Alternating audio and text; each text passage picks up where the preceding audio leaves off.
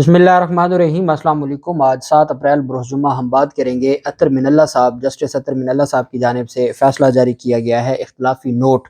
और ये 23 मई का जो फ़ैसला था, सॉरी 23 मार्च का जो फ़ैसला था, जिसमें 9 रुकनी बेंच था और फिर वो 9 रुकनी बेंच 5 रुकनी बेंच बन गया था।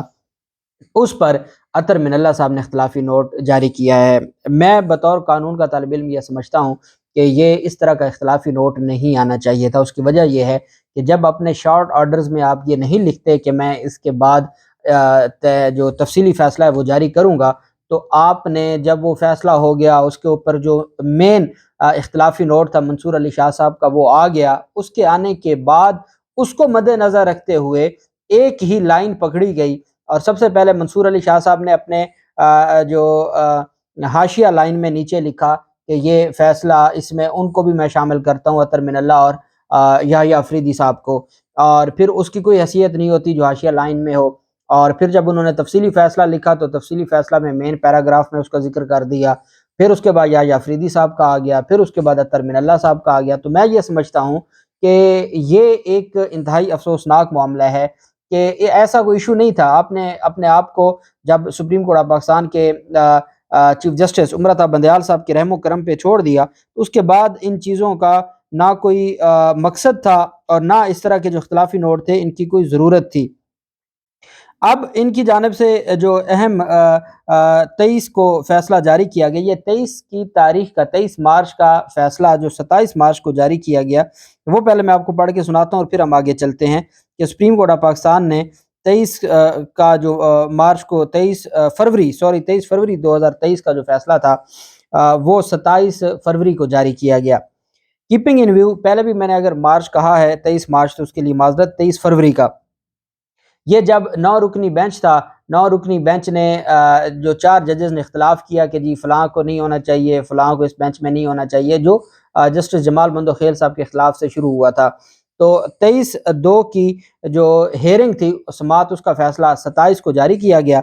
27 को ये कहा गया, keeping in view the order dated 23/2/2023 and the additional notes attached देयरटू bye 4 of us, justice Syed Mansoor Ali Shah, justice Yahya Afridi, justice Jamal Khan Mandokhel and Justice Atar Minallah, as well as the discussion deliberations made by us in the courtroom of the court. The matter is referred to the Honorable Chief Justice for reconstitution of the bench. 27 फरवरी 2023 को ये 9 रुकनी bench है जो ये कह रहा है कि हमने जो 4 जजेस का इख्तिलाफी नोट है उसको मद्देनज़र रखते हुए, और जो कुछ हमारा मीटिंग रूम में डिस्कस हुआ है उसको मद्देनज़र रखते हुए हम फाइल भिजवा रहे हैं चीफ जस्टिस को बेंच के नए सिरे से तश्कील के लिए। अब ये 9 के 9 जजेस के उसके ऊपर दस्तखत हैं। आज अतर मिनल्ला साहब कह रहे हैं कि ना मैंने बेंच छोड़ा, ना चीफ जस्टिस का ये इख्तियार था कि मुझे बेंच से निकालते। जबकि जो ये 9 रुकनी बेंच है, इसकी जानिब से कहा गया, the matter is refer to the honourable chief justice of for reconstitution of the bench. जब रिकॉन्स्टिट्यूशन ऑफ द बेंच आपने कह दिया तो फिर उसके बाद बात खत्म हो जाती है। फिर उसके बाद ये सवाबदीद है चीफ जस्टिस की, वो चीफ हैं रोस्टर के और वो हेड हैं रोस्टर के, और वो जो बेंच बना दें आप उस पर इतराज़ नहीं कर सकते। आपके मामलात हुए 4 जजेस, कुछ जजेस का कहना था कि ये काबिल समात नहीं है, कुछ जजेस का कहना था कि फ़लाँ फ़लाँ को नहीं बैठना चाहिए। अब इन जजेस ने जहाँ नाकाबिल समात होने का कहा था, वहीं पे इन जजेस ने ये भी कहा था कि एजाजुल हसन साहब या मज़ार नकवी साहब को नहीं बैठना चाहिए। तो उस पर फिर जब रिकॉन्स्टिट्यूशन हो गई, रिकॉन्स्टिट्यूशन के बाद केस सुना गया, उस वक्त तक तो केस सुना नहीं गया था, उस वक्त तक तो केस पर आर्गूमेंट्स नहीं हुए थे, उस वक्त तक तो केस के ऊपर फरीकैन ने अपने दलाइल नहीं दिए थे। 23 फरवरी या 27 फरवरी की जो बात की जा रही है, तब तक तो दलाइल नहीं आए थे। तफसीली दलाइल फरीकैन ने तब दिए जब 5 रुकनी बेंच बना, और वो 27 फरवरी से उस बेंच ने समाअत शुरू की, और वो यकम मार्च को, 27 फरवरी को समाअत शुरू होती है, यकम मार्च को फैसला दिया जाता है। अब अतर मिनल्ला साहब ने, पहले मैं आपको इख्तिलाफी नोट अतर मिनल्ला साहब का सुनाऊंगा, टाइमिंग बड़ी अहम है अतर मिनल्ला साहब के इख्तिलाफी नोट की, और फिर मैं आपको बताऊंगा कि चूंकि इसकी कोई हैसियत नहीं है, अतर मिनल्ला साहब ने सुप्रीम कोर्ट के फैसले को 3-4 के तनासब से 4-3 के तनासब से करार दिया है। उन्होंने कहा जी कि ये जो फैसला है यकम मार्च का, वो बेसिकली 4-3 से है, जो कोई भी सीनियर कानूनदान جو آئین اور قانون کا اور سپریم کورٹ کے رولز کا اور سپریم کورٹ کے فیصلوں کو جانتا ہے، کوئی اس بات کو تسلیم کرنے کو تیار نہیں ہے، لیکن یہ 4 ججز اور وزیر قانون اور جو اٹارنی جنرل اور جو پی ڈی ایم یا حکومتی وکلا ہیں یا حکومتی جو لوگ ہیں، صرف ان کا یہ موقف ہے کہ نہیں، یہ 4-3 سے ہے۔ اب وہ فیصلہ ویسے ہی ختم ہو گیا، اب تو نئی درخواست پہ نیا فیصلہ آ گیا 4 اپریل کو، جس کے اوپر عمل درآمد شروع ہو گیا، وہ تو ختم ہو گیا۔ بہرحال پنجاب اور خیبر پختونخوا انتخابات کیس میں 25 صفحات پر مشتمل یہ اختلافی نوٹ لکھا گیا ہے، جس میں انہوں نے سپریم کورٹ کے فیصلے کو 4-3 کے تناسب سے قرار دیا، اور جسٹس اطہر من اللہ نے کہا کہ میں جسٹس یحییٰ افریدی کے درخواستوں کو مسترد کرنے کے فیصلے سے اتفاق کرتا ہوں۔ میں نے منصور علی شاہ اور جسٹس جمال بندوخیل کے فیصلے کو پڑھا، اس لیے ان کے حکم نامے سے بھی اتفاق کرتا ہوں۔ آپ آج 7 اپریل کو وہ اس فیصلے سے کیسے اتفاق کر سکتے ہیں جو فیصلہ 27 فروری کو جاری کیا گیا، اور جس کا اختلافی نوٹ اس دن جاری کیا گیا جس دن یہ 4 اپریل والا جو فیصلہ تھا 29 مارچ کا جو ہے وہ شروع ہوا، جو نئی درخواست تھی۔ نئی درخواست پر جب جو ہیئرنگ شروع ہوئی تو تب آپ کیسے اس فیصلے کو کے اوپر اتفاق کر سکتے ہیں، جبکہ وہ 1 مارچ کا تھا، اس کے اوپر عمل درآمد ہو گیا تھا، اور آج 7 اپریل کو یہ فیصلہ فرما رہے ہیں اور کہہ رہے ہیں کہ میں منصور علی شاہ اور جمال بندوخیل کے فیصلے کو پڑھا ہے، اس لیے ان کے حکم نامے سے اتفاق کرتا ہوں۔ تفصیلی اختلافی نوٹ میں لکھا کہ سیاسی جماعتوں سے متعلقہ مقدمات میں سو موٹو کا اختیار استعمال کرنے میں بہت احتیاط برتنی چاہیے، اور عدالت سے رجوع کرنے والی سیاسی جماعت کی نیک نیتی بھی مد نظر رکھنا ضروری ہے۔ جو جماعت یہ چاہ رہی ہے کہ 90 دن میں انتخابات ہونے چاہیے، اس کی نیک نیتی کو دیکھنا چاہیے، اور جو کہہ رہے ہیں کہ جی نہیں انتخابات اکتوبر میں ہونے چاہیے، ان کی تو نیک نیتی پہ پہلے ہی یقین ہے۔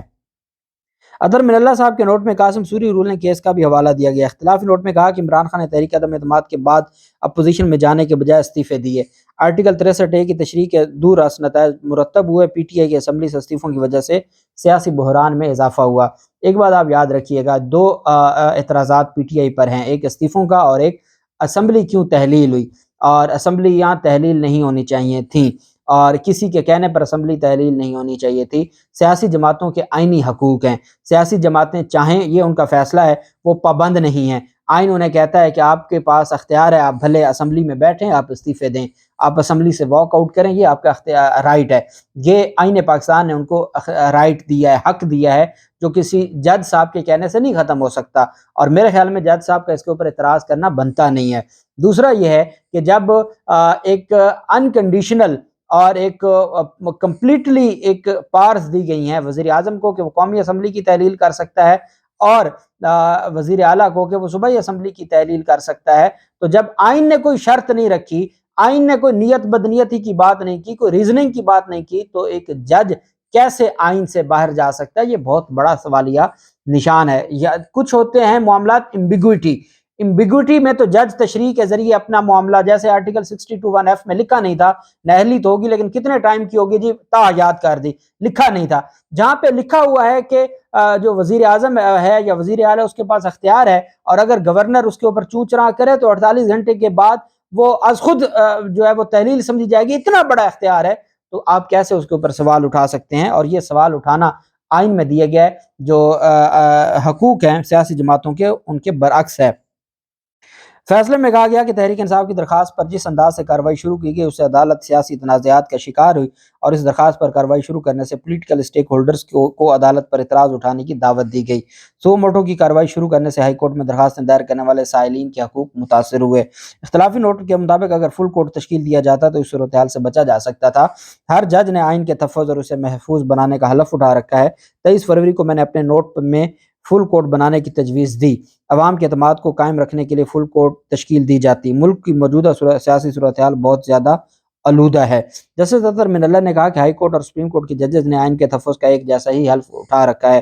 آرٹیکل 184(3) میں اپیل کا حق نہیں ہوتا، اس لیے مناسب ہوتا ہے ہائی کورٹ کو معاملہ سننے دیا جائے۔ فیصلے کے مطابق عدالتوں کا تلوار اور پیسے پر کوئی کنٹرول نہیں ہوتا۔ ججز اپنے فیصلوں میں غیر جانبداری اور شفافیت سے عزت کماتے ہیں۔ سیاسی نوعیت کے مقدمات میں عدالت کے انتظامی اور عدالتی اقدامات شفافیت پر مبنی ہونے چاہیے۔ کسی سیاسی فریق کو عدالتی عمل کی غیر جانبداری اور شفافیت پر شک نہیں ہونا چاہیے۔ اطہر من اللہ صاحب نے اختلافی نوٹ میں کہا کہ تحریک انصاف نے استعفوں کی منظوری کے لیے پہلے عدالتوں سے رجوع کیا اور سیاسی حکمت عملی کے تحت استعفے دیے، لیکن استعفوں کی منظوری کے بعد تحریک انصاف پھر عدالت چلی گئی۔ سیاسی حکمت عملی کے تحت صوبائی اسمبلیوں کی تحلیل پر بھی سوالات اٹھتے ہیں۔ فیصلے میں سوالات اٹھائے گئے کہ کیا ایسی سیاسی حکمت عملی آئین اور جمہوریت کے تحت مطابقت رکھتی ہے؟ کیا یہ آئین کی خلاف ورزی نہیں ہے؟ پوری دنیا میں اسمبلیاں تحلیل ہوتی ہیں، برطانیہ کی جو اسمبلی تحلیل ہوئی ہے تو ہر جگہ جہاں جمہوریت ہے وہاں اسمبلی تحلیل ہو جاتی ہے، وہاں سیاسی جماعتیں بائیکاٹ کر لیتی ہیں، وہاں سیاسی جماعتیں استعفے دیتی ہیں، کوئی انوکھا کام نہیں ہے۔ فیصلے میں سوالات اٹھائے گئے کہ ایسی سیاسی حکمت عملی آئین اور جمہوریت کے تحت مطابقت رکھتی ہے؟ کیا یہ آئین کی خلاف ورزی نہیں؟ کیا سپریم کورٹ کو ایسی سیاسی حکمت عملی کو تقویت دینے کے لیے اپنا فورم استعمال کرنے کی اجازت دینی چاہیے؟ کیا عدالت کو غیر جمہوری روایات کی حوصلہ افزائی کرنی چاہیے؟ اب میں حیران ہوتا ہوں، میں فیصلہ اختلافی نوٹ پڑھ کے حیران ہوا کہ یہ ایسے ایلیگیشنز غیر جمہوری، غیر آئینی، اور یہ سارے کچھ۔ یہ بھی سوال اٹھایا کہ سپریم کورٹ کو تحریک انصاف کی فورم شاپنگ کا نوٹس نہیں لینا چاہیے تھا؟ کیا غیر جمہوری روایات کی حوصلہ افزائی سے عوام کو سپریم کورٹ پر اعتماد مجروح ہوگا؟ ایسا کر کے عدلیہ غیر ارادی طور پر پارلیمنٹ کو کمزور کرے گی۔ سیاسی فریقین کو پذیرائی دینے سے قبل ان کو نیک نیتی ثابت کرنی چاہیے۔ جب رات کے 12 بجے ہائی کورٹ کے دروازے کھولے گئے تھے تو وہ سارے معاملات پارلیمنٹ کی کمزوری نہیں تھی۔ اطہر من اللہ صاحب نے کہا کہ سیاسی جماعتوں کی جانب سے سیاسی تنازعات میں عدالت کو شامل کرنا ستم ظریفی ہے۔ سیاسی سٹیک ہولڈرز کی جانب سے اپنائے جانے والے طرز عمل سنگین بحران پیدا کرے گا۔ سیاسی رہنماؤں کے درمیان طاقت کے حصول کے لیے کشمکش عوام کی فلاح اور معاشی حالات کو متاثر کر رہی ہے۔ فیصلے میں کہا گیا کہ اطہر من اللہ صاحب کی جانب سے کہ یہ جو چیزیں ہیں یہ نقصان دے رہی ہیں، ریاست کو نقصان دیتی ہیں، اور سیاسی جماعتوں کی جانب سے جو معاملات ہیں ان کو ہر صورت میں جو سپریم کورٹ کی جانب سے غیر جمہوری حکومتوں کی توثیق ملک کے لیے ناقابل تلافی نقصان کا سبب بنی۔ عوامی اداروں کو مضبوط نہیں ہونے دیا گیا، جبکہ ملک میں 75 سال گزرنے کے باوجود بھی عوامی ادارے کمزور ہیں۔ جسٹس اطہر من اللہ نے کہا کہ سیاسی اور آئینی بحران کی وجہ سے ملک تباہی کے دہانے پر آ چکا ہے۔ جب سیاستدان متعلقہ فورمز پر جانے کی بجائے عدالتوں میں مقدمات لاتے ہیں تو درخواست دہندہ کو جیت جاتا یا ہار جاتا ہے، لیکن بالآخر عدالت ہار جاتی ہے۔ 27 فروری کو کمرہ میں ہونے والی مشاورت کا یہی نتیجہ تھا کہ میں نے خود کو نہ بینچ سے علیحدہ کیا، نہ مجھے علیحدہ کرنے کی وجہ تھی، اور پھر بھی نیا بینچ بنایا گیا اور اس میں مجھے شامل نہیں کیا گیا، اور یہ جو فیصلہ ہے وہ 4-3 سے۔ اب چونکہ 4 اپریل کو نئی درخواست تھی، نئی درخواست 184(3) کے تحت تھی، متفقہ بینچ کا فیصلہ آ گیا 3 رکنی کا، اور اس پر عمل درآمد شروع ہو گیا۔ انتخابات کی تاریخ بھی دے دی، شیڈول بھی دے دیا۔ تو اب جو 1 مارچ کے فیصلے کو رو رہے ہیں اس کی وہ آپ اس کو چھوڑ دیں، وہ 3-4 سے تھا، 4-3 سے تھا، اس پر بھی عمل درآمد ہو گیا تھا۔ اب نیا فیصلہ آ گیا 4 اپریل کو۔ یہ 2 ججمنٹس ہیں جو انڈورس کرتی ہیں 1 مارچ کے فیصلے کو۔ اس وجہ سے ان اختلافی نوٹوں میں آپ بھلے 2 ہفتوں کے جو فرق سے اختلافی نوٹ جاری کرواتے جائیں، اگر جسٹس اعجاز الاحسن صاحب اور جسٹس مظاہر نقوی صاحب نے اختلافی نوٹ جاری کر دیا تو حضور معاملہ بہت آگے چلا جائے گا، کیونکہ ان کے اوپر آپ اپنے ساتھی ججز پر الزام لگایا گیا تھا اور ان کو الگ کرنے کا کہا گیا تھا، تو معاملہ بہت دور تک چلا جائے گا۔ اللہ پاک پاکستان کا حامی و ناصر ہو۔ بہت شکریہ۔ اللہ حافظ۔ پاکستان زندہ باد۔